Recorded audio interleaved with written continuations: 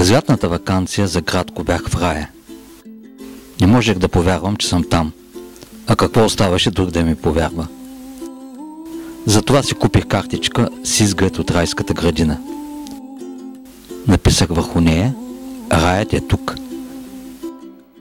Разбира се, че е тук, си казах. Изпратих картичката на собствения си адрес. Това щеше да бъде доказателство, че съм бил там. Но ваканциите са кратки и трябваше да се върна в мрачната действителност. Чудих се как съм живял досега тук. Вече бях зърнал рая и всичко беше различно.